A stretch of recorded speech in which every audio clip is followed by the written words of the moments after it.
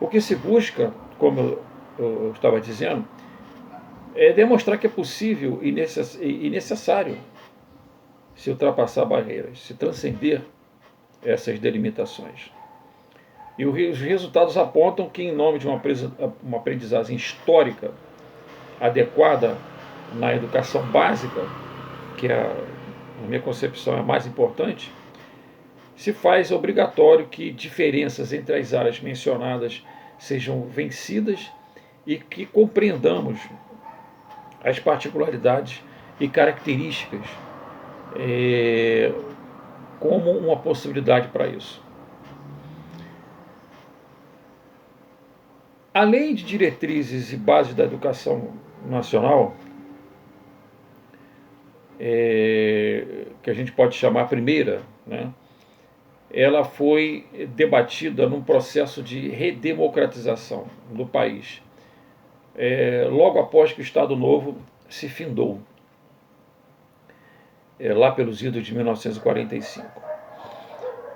E os debates foram levados a efeito, foram levados a cabo, e esses debates originaram esta lei, que foi ser promulgada somente em 1961, né, chamada Lei 4.024, e depois ela foi reformulada duas vezes em 1971, ainda no governo militar, e depois em 1996. Esta lei de 1961, ela se votou numa Constituição democrática e previu a elaboração, né, e levou o nome, batizada de Lei de Diretrizes e Bases da Educação.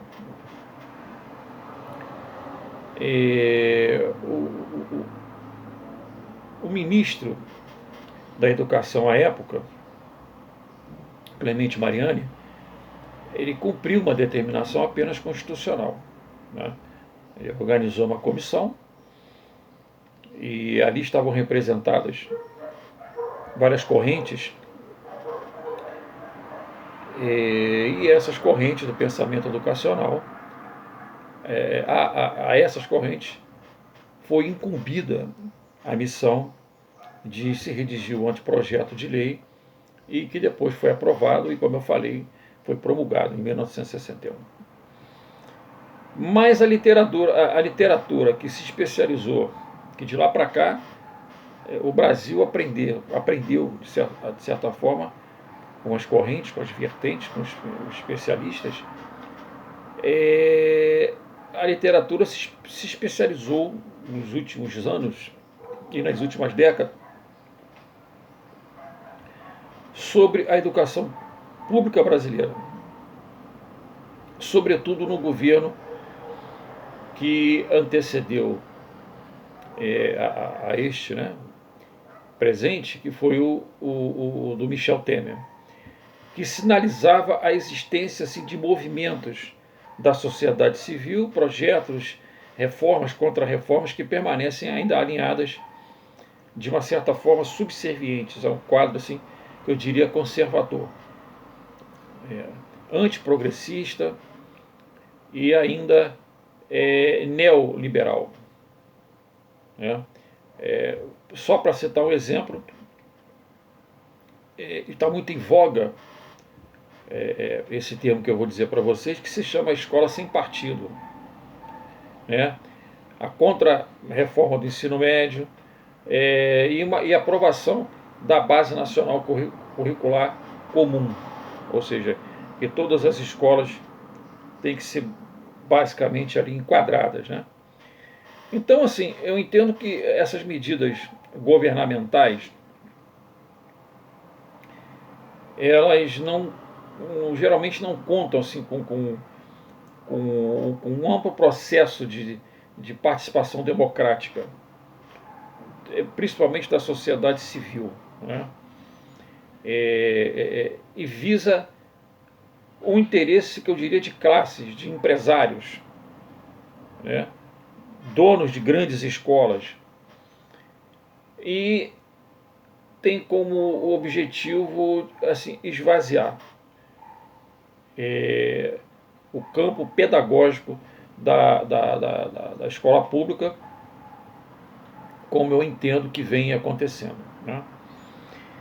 Então, para finalizar, eu entendo que a defesa da escola pública brasileira no território pedagógico, ou seja, no território de como lidar com o ensino, de como proceder,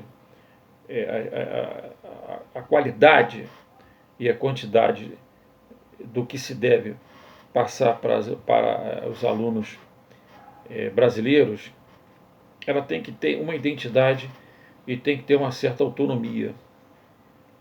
Porque essa identidade, essa autonomia promove as relações sociais, fortalece e abre os espaços para debate, né?